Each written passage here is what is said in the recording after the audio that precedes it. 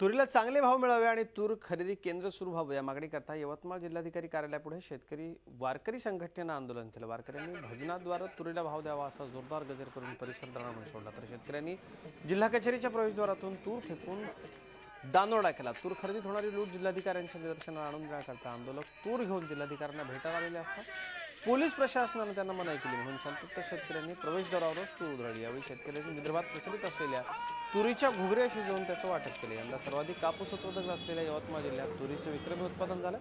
शासनाच्या आव्हानामुळे डाळवर्गीय पीक म्हणून तुरीचे उत्पादन वाढलं, मात्र भाव पाडून तुरीची खरेदी केंद्र देखील बंद केल्यानं शेतकऱ्यांचं अतोनात नुकसान होतं। शेतकऱ्यांसाठी चुकीची सरकारी धोरणं लोकप्रतिनिधींची अनास्था त्यामुळे शेतकरी मेटाकुटीला आल्यानं शेतकरी वारकरी संघटनेनं यवतमाळला हे अनोखं आंदोलन केलं।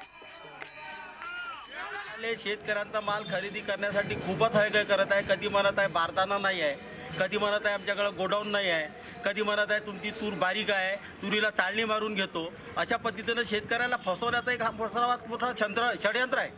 या षडयंत्राला आम्ही कंटाळलो आणि शेतकरी पूर्ण आम्ही काय केलं, कलेक्टर ऑफिसवर घुगऱ्या आणल्या, एक पोतं भरून घुगऱ्या वाटल्या आणि इथं तुरी आणल्या। ते तुरी आम्ही कलेक्टर साहेबाला देणार होतो, पण पोलीस प्रशासनानं आम्हाला थांबवलं आणि आम्ही काही तुरी कलेक्टर साहेबाला दाखवू शकलो नाही की आमच्या तुरी बारीक आहे का ठोकळ आहे म्हणून।